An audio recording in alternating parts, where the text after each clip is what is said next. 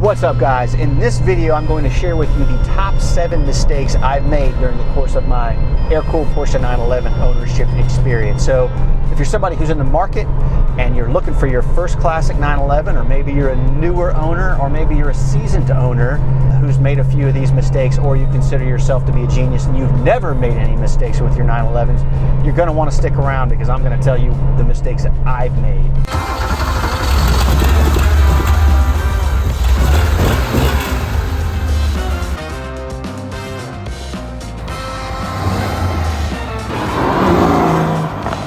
First of all, I want to thank the viewer who suggested this topic to me. I put a post out in my community tab on my channel asking for ideas, and a guy, I can't remember his name off the top of my head, suggested this one, and I love it because I want these videos to help people who are enthusiastic about these cars, and so maybe you can take something away from this video to help you not make the same mistakes I have. Before I jump into that, I'd like to invite you to subscribe to my channel. I cover air-cooled Porsche 911 owner interviews, I cover events that I go to, rallies, I share insights, product reviews, mod ideas, cost of ownership, all that stuff with subscribers. So if you're not yet a subscriber, click the subscribe button and do me a favor too, like this video. It helps me share the good word about classic 911 ownership experience. Now, let's get into the mistakes. All right, the first mistake I made, and really this was early on in my classic 911 ownership time, was this. I underestimated the amount of time, energy, effort, patience, psychic effort that it takes to get these cars sorted after you buy one. Okay, so this was 3 years ago. It was right after I bought my first air-cooled Porsche, this 993 right here. I naively believed that the car would show up and it wouldn't need anything except maybe an oil change and maybe some new brake pads. And you know, when it showed up, it needed a lot more than that. And by the way, this is not a slam against the previous owner. He was very transparent, still friends to this day, so I don't fault him for it. But it's just now, since I've owned several of these cars, I now realize that there's just always a decent amount of work that needs to go into them once you get them, right? So you may want to mod them, but there just tends to be deferred maintenance and things that you need to do in order to get them bulletproof. And by the way, an insider tip, if you will, and I've talked about this in previous videos, is especially if you're shopping for your first air-cooled Porsche, it has been my experience that it will cost you anywhere from 10 to 20% of what you paid for the car to get it sorted, to handle deferred maintenance, and, you know, hopefully cover some mods that you might want to do. So that's just something for you to think about. But that was the first mistake I made, was thinking that, hey, car's going to show up, it's going to be fine to drive, and it really won't need much. So think about it. The second mistake I made over the course of my air-cooled Porsche 911 ownership experience, and this is really kind of about my personality and how I do things, and if you've been around the channel, then you'll know that this is true. I have been too hasty and maybe a little haphazard and impatient around how I have handled mods and projects I wanted to do. I can just get really, really enthusiastic about something that's new to me or an idea that I have, and maybe I don't think through all of the all of the potential ramifications of my decisions. And so, you know, I've been a little hasty in thinking through and executing mods or changes that I wanted to make to my cars, and I end up regretting it, and then I have to go back and change it. And so, you know, my suggestion to you would be to really think through what you want. Don't just do the latest and greatest thing you see guys, including myself, doing in Facebook groups or online. You know, think about what you want out of your car. Think about the vibe you're going for. Think about what's period correct for your car. All that kind of stuff. Just be thoughtful before you jump into it. That brings me to mistake number 3, and I'm going to get more specific about how mistake number 2 played out. So mistake number 3 has to do with my 95 993 that I'm driving right now.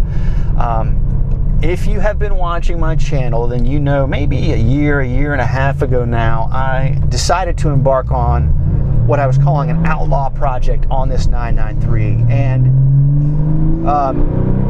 you know, I gotta say, that was a pretty big mistake, to just dive in head first and make a ton of haphazard changes to this car just to kind of make it funky. So By the way, I'll put a card up to that playlist, that entire project, at the end of this video, so stick around and check it out if you're interested in learning how all that played out. But what happened was I got really excited about the changes that I could make to the car, and I was looking for a way to refresh it, and I was a little bit bored with how the car sat, and so I kind of just dove into it and spent a fair amount of money and time and effort and energy on making the car my own, only to find out a couple months after getting it back that maybe I didn't like some of the decisions that I had made, and I ended up having to undo some of them, and I've kept others, and so on and so forth. So I guess what I'm saying to you is, like, I just wish I had taken a little bit more time and been a little bit more intentional about the changes I made to this specific 993. The story goes, though, that at least there's a happy ending. I love this car as it sits now. Several of the changes I made to it are still in place, and I have kind of changed some out, and I love what I've done. I will be doing, by the way, it occurred to me, this is unbelievable, I have not done a full review on this 993. I've done like over 100 videos on my channel about my classic 911s, and I've never done a full review on the 993. So I'm gonna do that one. Subscribe if you're not already a subscriber, if you're interested in being notified when that comes out. So anyway, all's well that ends well with this 993. The fourth mistake that I made when it comes to my air-cooled Porsche 911 ownership experience, in retrospect, I would not have bought the 964 that I bought. So let me kind of rehash it in a very simple way. I really wanted to experience owning a 964 through a series of very cool kind of circumstances. I was able to get my hands on a 1992 C2 964 in manual, beautiful Amazon green metallic color, light gray interior. I mean, just gorgeous, the one everybody wants.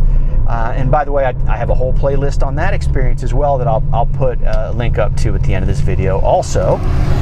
But I bought the car, definitely a very cool car, bought it out of California. It showed up, had a lot of mechanical issues that I had to deal with, and I learned a lot of good lessons from that ownership experience that I won't get into now, but after all of that energy that I put into buying it and sorting it, I just found that it wasn't exactly what I wanted.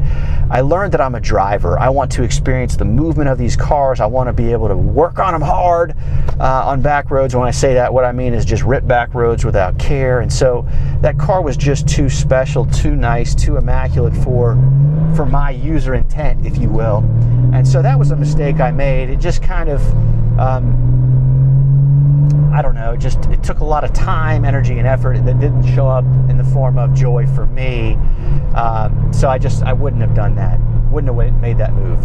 All right, the fifth mistake I made over the course of my air-cooled Porsche 911 ownership experience has to do with my 1986 Porsche 911 Carrera. I wish I had been a little more patient, surprise, surprise, when I was looking for a G-body. So in my heart of hearts, I really love the blues that are available in the G-bodies, like Venetian, Petrol, Baltic, blue metallic. Sorry, it kind of slipped my mind there for a moment. That's what I really wanted, but I got impatient. I came across my 86 and I ended up buying that. And that 86 is great, don't get me wrong. It ticks so many of the boxes around being mechanically sorted and having a good, solid, documented ownership history. And I've had a lot of great fun in that car. But as I look back on it, Guards Red just isn't really my favorite color in a G-body, and you can change a lot of things, but to change the color is an expensive endeavor, and I really don't think it's really ever a good idea to do. Just that's my personal opinion. If you think, by the way, that a full color change is not a problem on a classic 911, would love to hear your opinion in the comments. But anyway, that's the fifth mistake. I kind of wish I had waited a little longer and searched a little more thoroughly for a G-body, and one of my preferred colors, not Guards Red. The sixth mistake I've made during the course of my air-cooled Porsche 911 ownership is this. It's not a huge deal, and it's certainly fixable, but I haven't put in any track time in my air-cooled Porsches, and I really think that if you're going to drive these cars in a spirited fashion, you need to get some track time under your belt. So, if you have been hanging around, you know that one of my personal greatest joys and what my buddies and I love doing is ripping back roads in these cars. And I'm not saying that we're reckless. I'm not saying that we take unnecessary risks, but I do think that track time shows you what the limitations of a car are. And so that's just a regret I have, or a mistake that I've made, is over the past 3.5 years or whatever, I've not gotten any of these cars on the track. Okay, the seventh and final mistake I made as it relates to my air-cooled Porsche 911 ownership experience, and this might sound a little bit corny, but I just wish I'd have gotten into these cars a little bit sooner. I have been a car guy really my entire life, especially my adult life, and I have owned too many cars to even tell you with a straight face how many I've owned and been in and out of. But you know, I only found these air-cooled cars really over the past 3 years, and you know, I just feel like I wasted a lot of time on brands that did not excite me as much as these cars do. These air-cooled Porsches have gotten into my soul. The friends I've made in this community are second to none. So there you have it, the top 7 mistakes. I don't know if you can relate to any of these. I just hope that this video has helped you in some way, shape, or form. And again, I'd love for you to subscribe to this channel. Another Porsche 911 resource I will share with you too is I've got a Facebook group, Rennthusiast air-cooled Porsche fans, and that group is not about me, it's about the community. Tons of interactions in there between guys, sharing pictures, technical advice, organizing drives, sharing auctions, selling parts and cars and so forth. And so if you're on Facebook, and I know some of you aren't, please join us there. Here are the cards to the 993 Outlaw Project, as well as the 964 ownership playlist, and I do hope you've gotten something out of this video, and I hope to see you next time.